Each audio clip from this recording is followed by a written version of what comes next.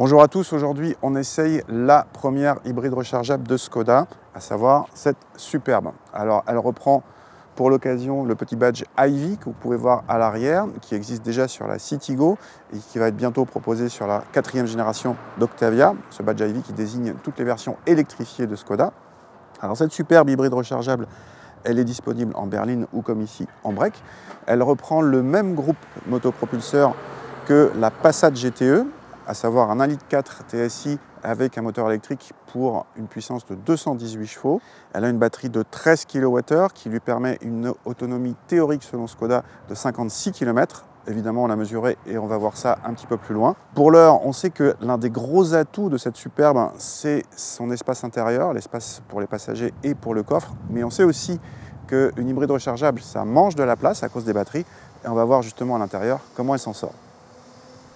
À l'intérieur, commençons donc pour une fois par le coffre, qui a certes perdu 75 décimètres cubes par rapport à celui des versions thermiques, mais qui reste très généreux avec 581 décimètres cubes et des formes très faciles à utiliser. Le plancher cache un compartiment pour ranger les câbles de recharge. Même légèrement amoindri, cette Superbe garde donc son côté cargo.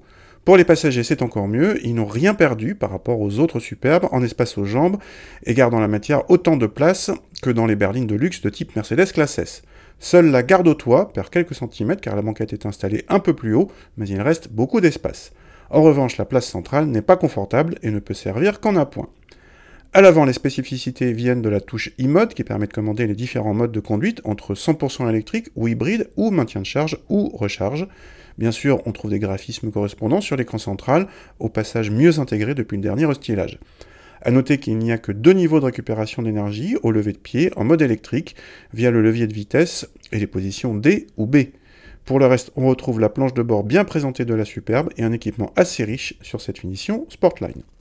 Alors cette Superbe hybride rechargeable, dans cette version combi, on l'a mesurée à 1,8 tonne, c'est-à-dire qu'elle fait 150 kg de plus qu'une version en TDI 150 DSG et même 250 kg de plus qu'une 1,5 litre TSI essence. Donc il y a du poids, malgré ça elle s'en sort pas trop mal en performance puisqu'on a encore mesuré 7 secondes 8 pour le 0 à 100, donc les 218 chevaux et 400 Nm de couple du système sont bien là. Alors précisons quand même que la puissance maxi vous l'aurez soit en mode de conduite sport, soit si vous êtes dans les autres modes, il y a un cran à passer sur l'accélérateur et c'est à ce moment-là simplement que vous sentirez le boost électrique. À part ça, les transitions entre les différents modes sont très bien gérées, entre l'électrique, le boost électrique, le mode de recharge, etc., etc.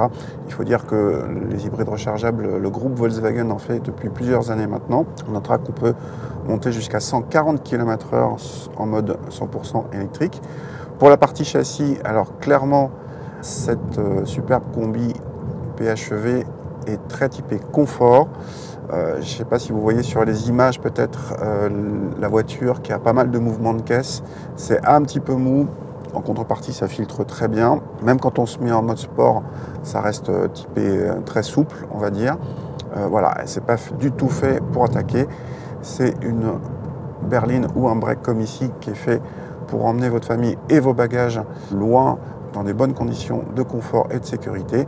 Vient le moment tant attendu, celui de l'autonomie en 100% électrique réelle, mesurée par nos soins. Elle est de 38 km. Pas trop mal, même si on pouvait espérer un peu mieux en partant des 56 km annoncés par Škoda. Les consommations d'essence oscillent entre 3,7 litres de moyenne, batterie pleine, à 11 litres en mode recharge. On ne le répétera jamais assez, une hybride rechargeable n'est intéressante que si vous la rechargez très souvent.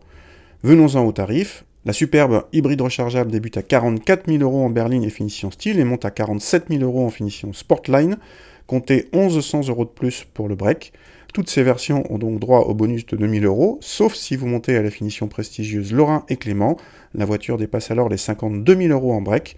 Mais peut-être que votre concessionnaire vous aidera alors, le prix retenu étant le prix facturé, qui doit être sous les 50 000 €.